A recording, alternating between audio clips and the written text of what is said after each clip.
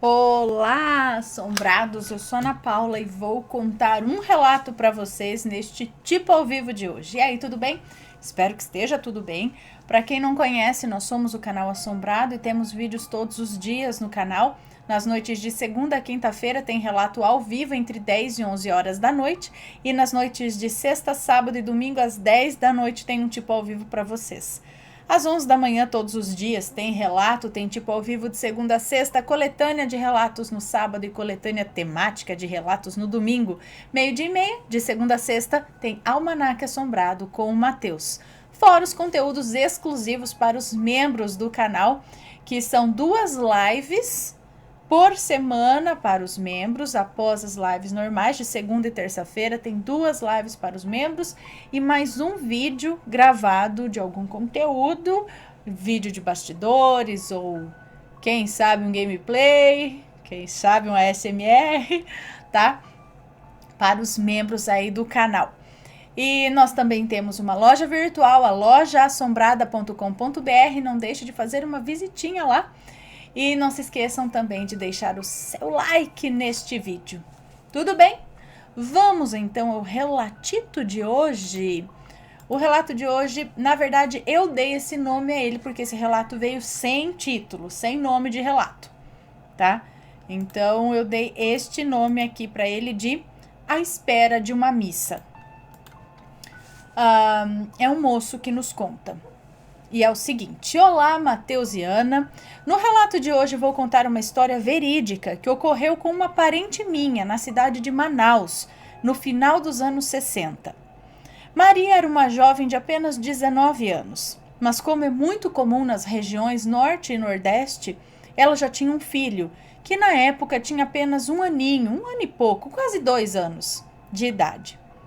Ela morava com seu marido e seu filho na casa dos pais, mas decidiram alugar uma casa para morarem somente os 3. O marido de Maria precisou fazer uma viagem e ela ficou com o filho em Manaus e com a missão de encontrar uma casa para se mudarem. Logo na primeira semana encontrou uma casa em um bairro não muito distante. Dava para ir a pé da casa de sua mãe até lá. E o preço era muito convidativo. Galinha morta mesmo, sabe? Nossa, você me lembrou até do nome de uma loja que tinha esse nome, enfim. E o preço era muito convidativo. Galinha morta mesmo. Galinha morta significa que o preço é muito baixinho, preço bem baixinho. Para não perder a oportunidade, ela decidiu se mudar antes mesmo do retorno do marido. Enfim, mudou-se e ficou um tempo na casa apenas ela e o bebê, aguardando o retorno do esposo, mas estavam felizes. Mas apenas uma semana depois que se mudou para a casa nova, começaram a acontecer algumas coisas estranhas. As casas de madeira são muito comuns até hoje em Manaus e naquela época eram quase o padrão das casas dos bairros da periferia. E nessas casas é bem comum pendurar panelas, canecas e outros utensílios de cozinha em ganchos nas paredes. De repente, do nada, uma panela caiu. Maria estava na rede fazendo seu filho dormir. Levantou-se e foi ver o que tinha acontecido. Viu a panela no chão e achou estranho. Juntou a panela e colocou de volta no gancho. Contudo, observou que onde o objeto estava preso não era um prego ou algo reto, de onde poderia, por acidente, escorregar. Era um parafuso, tipo um gancho, desses que se precisa levantar o objeto e tirá-lo pela abertura que fica para o lado de cima, justamente para evitar acidentes. Bem, achou estranho, mas deixou para lá. No dia seguinte, de novo, outra panela no chão. Então Maria começou a ficar atenta. Ela era muito corajosa, não se assustou com aquilo. Mas os dias passaram e as coisas começaram a piorar. Pratos que estavam sobre a mesa eram jogados no chão. E um dia, do nada, a rede onde ela balançava seu filho para dormir, no Amazonas disse embalar, começou a balançar sozinha. E da rede ela ouvia o rangido e da rede dela, eu acho. E da rede no da cozinha. Gente, eu tô doida, tá escrito certo, eu que tô lendo outra coisa. Ela começou a balançar sozinha. E da cozinha, ela ouviu o rangido da rede fazendo nheque, nheque, nheque, nheque. Chegou no quarto e viu a rede balançando sozinha. Alguns poderiam dizer, ah, foi o vento. Só que quem mora em Manaus sabe que lá só venta durante os temporais. Momento em que todas as janelas das casas ficam fechadas. Normalmente não venta lá. Também do nada a rede parou de balançar sozinha. A partir daí começou a ficar comum a rede se balançando sozinha e Maria decidiu contar para a mãe e pedir ajuda.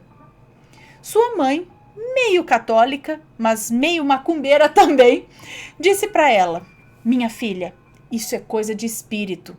Você tem que fazer uma reza, queimar umas ervas na casa para espantar os maus espíritos e rezar para essa alma encontrar o seu caminho. Mas por mais que você se irrite, não desconjure a alma. E eu nem sei o que isso significa, ela diz aqui. Maria voltou para casa e fez o que sua mãe orientou. Queimou umas ervas, fez aquela defumação na casa, fez umas rezas e pediu para o espírito encontrar o seu caminho. Por uns 2 dias, nada de anormal havia acontecido e Maria começou a se sentir mais tranquila. Numa tarde, se embalando na rede com o seu bebê, ela ouviu todas as louças serem jogadas no chão. Todos os copos e panelas foram arremessados no chão e ela ainda na rede com seu filho nos braços. Assustada e estressada, aí ela gritou: eu te desconjuro, demônio dos infernos! De repente ela congelou. Era como se tudo tivesse parado. Ela tentava se mexer e não conseguia, sequer conseguia falar. E na sua frente, na porta do quarto, uma forma feminina se materializou. Ela reconhecia que era uma jovem mulher, talvez adolescente pela silhueta. Estava trajando um vestido tipo camisola dessas antigas. Tinha cabelos negros e longos, mas não era possível ver seu rosto ou as suas mãos. A figura ficou ali, parada na porta, e Maria, com muito esforço, conseguiu falar. Vai afogar. Então Maria, com muito esforço, conseguiu falar. Me perdoe se eu te fiz algum mal, mas não machuque o meu filho. O que você quer de mim?